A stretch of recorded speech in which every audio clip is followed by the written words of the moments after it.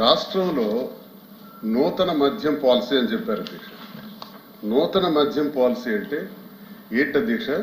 2014 నుంచి 19 వరకు 4398 ఇంచుమించు దుకాణాలు ఉంటే దాన్ని కుదించి 2938 షాపుల వరకు కుదించి ప్రభుత్వమే ట్రాన్స్పరెంట్ గా మద్యం అమ్మకాలు చేస్తుంటే ఆ విధానాన్ని మార్చి నేను ప్రశ్నిస్తున్నాను అధ్యక్ష. అధ్యక్ష నేను ప్రశ్నిస్తున్నాను వినాలా? ఆ విధానాన్ని మార్చి మళ్ళీ 3338 షాపులు అంటే 467 షాపులు పెంచి ఈరోజు మీరు టెండర్స్ ఇచ్చారు. టెండర్స్ ఇచ్చే విధానంలో భయంకరంగా రౌడీజం జరిగింది అధ్యక్ష, గూండాయిజం జరిగింది. మీరు ఏం చెప్పదలుచుకున్నారు? మీరు ఏం అడగదలుచుకున్నారు అడగండి. అడుగుతున్నాను అధ్యక్ష. ఇది నూతన మద్యం విధానమా? ఇదే నూతన మద్యం విధానం అధ్యక్ష? మంత్రి గారు చెప్పిన దాని మీద మీరు సప్లిమెంటరీ అడగండి. దయచేసి మీరు అర్థం చేసుకోవాలి శ్రీనివాస్ గారు. మంత్రి గారు ఇచ్చినటువంటి సమాధానం వినండి. మంత్రి గారు ఎవరైనా సరే, మీరే కాదు ఎవరైనా మంత్రి గారు ఇచ్చినటువంటి సమాధానం సంతృప్తికరంగా లేకపోతే దాని మీద ఇంకా మీకు ఏమైనా డౌట్స్ ఉంటే అడగండి. మీరు రాశారు, వదిలేయండి లేకపోతే మాకే వాటా ఇవ్వండి అన్నారు అధ్యక్ష. బయట పేపర్లో బయట ఎవరు రాసినా ఇక్కడ ఏమి దానికి లైబిలిటీ లేదు. బయట వచ్చినటువంటి ప్రింట్ మీడియా కానీ ఎలక్ట్రానిక్ మీడియా కానీ ఇక ప్రామాణికము కాదు.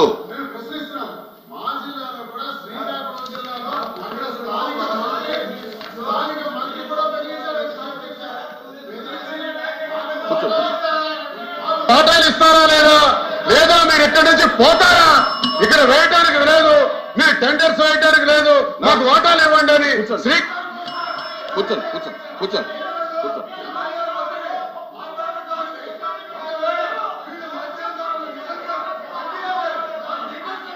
మీరు కూర్చోండి, దయచేసి కూర్చోండి. శ్రీనివాస్ గారు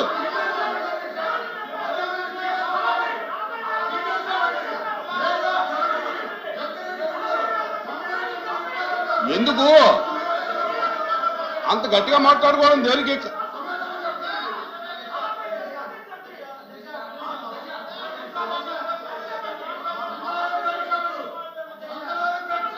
ఇది ప్రశ్నోత్తరాల సమయం. మీరు మినిస్టర్ గారు చెప్పిన దాని మీద మీరు క్లారిఫికేషన్ కానీ అవన్నీ కాదండి. ఇక్కడ ప్రశ్నోత్తర సమయంలో బయట ఉన్నటువంటి అన్ని తీసుకొచ్చి ఇక్కడ చూపిస్తే అది కాదు. కూర్చోండి, దయచేసి కూర్చోండి. Please sit down. మంత్రి గారు ప్లీజ్. మంత్రి గారు ఎక్సైజ్ మంత్రి గారు, ఎక్సైజ్ మినిస్టర్ గారు. అధ్యక్ష ఇప్పుడు గౌరవ సభ్యులు మంత్రి గారు కూర్చోండి. శ్రీకాంత్ గారు కూర్చోండి ప్లీజ్. అప్రెడ్ గారు కూర్చోండి. ఎందుకు మీరు అందరూ ఎందుకు లేస్తారు? కూర్చోండి. అరే ప్లీజ్ సిడౌన్. ప్లీజ్. శ్రీనివాస్ గారు దయచేసి కూర్చోండి. మంత్రి గారు చెప్తున్నారు కదా, చెప్పండి. మంత్రి గారు కూర్చోండి ప్లీజ్. విజయ్ గారు కూర్చోండి. మీరు అడిగి చెప్తున్నారు ఏనండి. శ్రీనివాస్ గారు మీరు అడిగిందని చెప్తున్నారు ఏనండి. అధ్యక్ష గౌరవ సభ్యులు దువ్వాడ శ్రీనివాస్ గారికి మద్యం పాలసీ మీద ఇవాళ గుర్తొచ్చింది అధ్యక్ష. 2019-24 మధ్యలో అధ్యక్ష ఈ మద్యాన్ని వాళ్ళ సొంత జాగీర్లాగా వాడుకున్నారు అధ్యక్ష. ఎందుకంటే ఇప్పుడు వారు చెప్తా ఉన్నారు మేము షాపులు తగ్గించాము మళ్ళీ పెంచారని. మేము ఎక్కడ పెంచలేదు అధ్యక్ష, వాళ్ళే పెంచారు. తగ్గించి 2934 తగ్గించి మళ్ళీ 3396 షాపులు పెంచింది వాళ్ళ కాదా అధ్యక్ష? ఇప్పుడు మేము చెప్పి సమాధానం చెప్పాను, చెప్పండి అని నేను మాట్లాడతా అని చెప్తా. ఇప్పుడు 3396 షాపులకి మేము పిలిచాం అధ్యక్ష. యాక్చువల్గా 10% మేము ఎవరైతే కళ్ళు గీత సోదరులు ఉంటారో వాళ్ళకి 10% షాపులు ఇవ్వడం తప్ప అధ్యక్ష? అంటే వాళ్ళ యొక్క అభ్యున్నతి కోసం పాటుపడతాం మా తప్ప అధ్యక్ష. ఇవాళ ఇదే కాదు అధ్యక్ష, మొత్తం టోటల్ వాళ్ళు ఐఎమ్ సారీ సార్. రెడ్డప్ప గారు మాధవి స్టార్ట్ చేయమ్మా.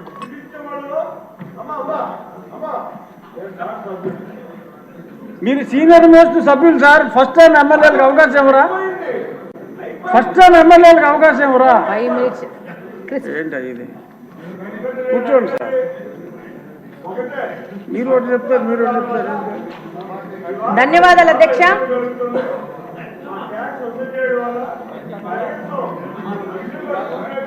ధన్యవాదాలు అధ్యక్ష, ఈ అవకాశం నాకు ఇచ్చినందుకు.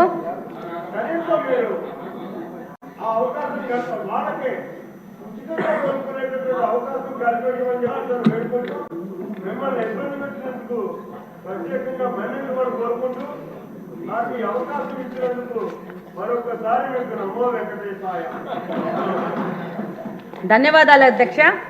ఈరోజు ఈ బడ్జెట్ సందర్భంగా ఈ అవకాశం ఇచ్చినందుకు. వెనకబడిన ప్రాంతం రాయలసీమ ప్రాంతం, అది కడప నియోజకవర్గం నుంచి వచ్చాను. ఈరోజు కడప అంటే చారిత్రాత్మకంగా వెంకటేశ్వర స్వామి తొలి గడప కడప నుంచి వచ్చాను.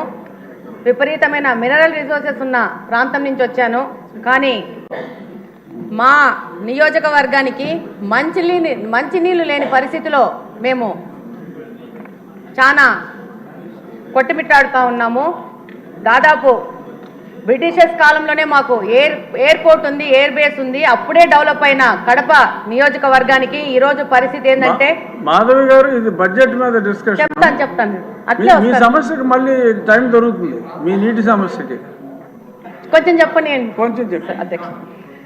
ఈరోజు దాదాపు 164 స్క్వేర్ కిలోమీటర్స్ విస్తీర్ణం ఉన్న కడపలో దాదాపు ఈరోజు 5 లక్షల జనాభా ఉంది. 1971లో 23,000 జనాభా ఉన్న ప్రాంతము ఈరోజు 5 లక్షలుగా జనాభా తయారైంది. కానీ ఈరోజు బడ్జెట్లో కేటాయింపులు చాలా విభాగాలకు కేటాయించినారు. అందులో భాగంగా ఈరోజు మా ప్రాంతం నుంచి మాకున్న ప్రధాన సమస్యను ఈరోజు సభ దృష్టికి తీసుకురావాలని చెప్పి ఈరోజు మీకు అవకాశం అడగడం జరిగింది. అందులో భాగంగా ఈరోజు మాకు వాటర్ రిసోర్సెస్ గురించి చూస్తే 2 water resources, Penna river, Buggavanka almost అది ఫంక్షనింగ్లో లేదు. పెన్నా రిసోర్సెస్ వస్తే, పెన్నా రివర్కి వస్తే 2 గండి water works, Lingampally water works నుంచి మాకు నీళ్ళు వస్తున్నాయి. దాదాపు కరువు పీడిత ప్రాంతం వల్ల దాదాపు ఏ డివిజన్లో కూడా 3 నుంచి 4 రోజులకు గాను ఒక్కసారి నీళ్ళు ఇవ్వలేని పరిస్థితిలో కడప నియోజకవర్గం నడుస్తూ ఉంది. దాదాపు 20% గృహాలకు ఇంకా మంచినీళ్ళ కనెక్షన్ లేదు. మేము కార్పొరేషను దాదాపు 20 సంవత్సరాలని కార్పొరేషన్గా ఏర్పడి 20 సంవత్సరాల నుంచి 10 సంవత్సరాలు కాంగ్రెస్ పార్టీ, 10 సంవత్సరాలు వైసీపీ పార్టీ, కార్పొరేషను అక్కడున్న శాసనసభ పక్షగా వాళ్లే ఉంటూ గవర్నమెంట్లో లాస్ట్ 5 సంవత్సరాల నుంచి అదే పార్టీ ఉన్నా కూడా పూర్తి నిర్లక్ష్యానికి గురైంది. ఈరోజు ఈ బడ్జెట్ సందర్భంగా ఈ యొక్క సమస్యను మీ ద్వారా ప్రభుత్వ దృష్టికి, మిగతా సభ్యుల దృష్టికి తీసుకుపోవాల్సిన అవసరం ఉంది. కార్పొరేషన్ అని చెప్పుకోవడమే కానీ కార్పొరేషన్లో మంచినీళ్ళు ఇవ్వలేని పరిస్థితిగా కడప నియోజకవర్గము ఈరోజు ఉంది. ఈరోజు దాదాపు 95% రామనాయుడు గారు ఆవిడ సమస్య వినండి సార్ కొంచెం. అవును అన్న, వినండి అన్న. 95% ప్రజలు ఇంకా తాగడానికి మంచినీళ్ళు కొనుక్కునే పరిస్థితిలో ఉన్నారు. ఎంత దుర్భరమైన పరిస్థితి అంటే వాటర్ ప్లాంట్ల నుంచి వచ్చిన రిమైనింగ్ వాటర్ని కూడా పట్టుకొని పోయి గృహ అవసరాలకు వాడుకునే పరిస్థితిలో కడప నియోజకవర్గం ఉంది. కార్పొరేషన్కి సమ్మర్ స్టోరేజ్ ట్యాంక్ లేదు. మనకు ఎన్నో కార్పొరేషన్స్ ఉన్నాయి. అత్యంత హీన స్థితిలో ఉన్న కార్పొరేషన్ ఈ కడప నియోజకవర్గం యొక్క కార్పొరేషను. దాదాపు 100ల సంఖ్యలో వాటర్ ట్రీట్మెంట్ ప్లాంట్లు పెట్టుకొని వ్యాపారస్తులు నీళ్ళు అమ్ముకుంటా వ్యాపారం చేసుకునే పరిస్థితి. లాస్ట్ వైసీపీ గవర్నమెంట్లో వైసీపీ నాయకులు స్కూళ్ళని కూడా మూయించేసి దాంట్లో కూడా వాటర్ ప్లాంట్లు పెట్టుకొని నీళ్ళు అమ్ముకునే పరిస్థితులు కడప నియోజకవర్గం ఈరోజు నడుస్తూ ఉంది. దాదాపు 5 లక్షల మంది జనాభా అంటే నివేదికల ప్రకారం 135 లీటర్స్ వాటర్ పర్ హెడ్ ఇవ్వాల్సి వస్తే 5 లక్షల మందికి దాదాపు 70 MLD వాటరు ప్రొవైడ్ చేయాల్సిన పరిస్థితిలో ఉండాల్సింది. ఈరోజు 40 MLD వాటరు ఇచ్చే పరిస్థితిలోనే కడప నియోజకవర్గం ఉంది. దాదాపు 1943లో గండి వాటర్ వర్క్స్ లో బ్రిటిషర్స్ వాళ్ళు అప్పుడు 20 వేల జనాభాకు 12 MLDలో ఒక ఇన్ఫ్లేషన్ వెల్స్ కట్టే అదే ఇన్ఫ్లేషన్ వెల్స్ ఈ రోజుకు 2024వ సంవత్సరంలో కూడా అదే 12 MLD ఇన్ఫ్లేషన్ వెల్ ఇచ్చే వెల్నే వాడుకుంటూ కడపకు నీళ్ళు ఇచ్చుకుంటూ ఉన్నాము. దాదాపు 5 నుంచి 6 రోజులకి నీళ్లు రాని పరిస్థితి. వచ్చిన నీళ్లు మురికి నీళ్ళు ఎందుకు వస్తున్నాయంటే డ్రైనేజ్ వాటర్ తీసుకెళ్లి మీ అందరికీ తెలుసు కడపలో బుగ్గంక అని ఉంటుంది, కడప నడి మధ్యలో వెళ్తూ ఉంటుంది. అందులోకి ఈ యొక్క డ్రైనేజ్ వాటర్ తీసుకెళ్లి అదే వాటరు పెన్నాలో కలిసి అదే వాటర్ మళ్ళీ పంపు చేసుకొని మళ్ళీ మా వినియోగంకు వాడుకోవాల్సిన పరిస్థితిలో ఉంది. ఒక ఎస్టీపీ లేదు, ప్లాంట్ కట్టలేని పరిస్థితిలో ఈ కార్పొరేషన్ ఉంది, నిధుల కొరత ఉంది. డెఫినెట్గా ఈ యొక్క పాత గవర్నమెంటు అంతకుముందు సోమశిల బ్యాక్ వాటర్స్ అనే ఒక పథకాన్ని ప్రకటించినారు కాంగ్రెస్ వాళ్ళ టైంలో, అది క్యాన్సిల్ అయిపోయింది. మళ్ళా తర్వాత మన తెలుగుదేశం ప్రభుత్వం ఉన్నప్పుడు 2018లో లింగంపల్లి మీద ఒక చెక్ డ్యామ్ కట్టాలని అప్పుడున్న ఇన్ఛార్జ్ శ్రీనివాస్ రెడ్డి గారు ప్రపోజల్ చేస్తే దానికి శాంక్షన్ చేశారు ఇరిగేషన్ మినిస్టర్ గారు. అది 19లో వైసీపీ గవర్నమెంట్ రాగానే దాన్ని కూడా క్యాన్సిల్ చేసిన పరిస్థితి ఏర్పడింది. ఆ తర్వాత 19 నుంచి 24వ సంవత్సరం వరకు ఇప్పుడు ఆపరేషన్ లేకుండానే మోకాళ్లకు ప్లాస్మా ట్రీట్మెంట్, మీ ఆర్థోపెటిక్ సమస్యలన్నిటికీ రోబోటిక్ టెక్నాలజీ ద్వారా తక్కువ ఖర్చుతో శాశ్వత పరిష్కారం, ఫ్రీ కన్సల్టేషన్, ప్రతి ట్రీట్మెంట్ పై 20% డిస్కౌంట్. ఈ ఆఫర్ కొద్ది రోజులు మాత్రమే, త్వరపడండి. V9 hospitals 9281465842.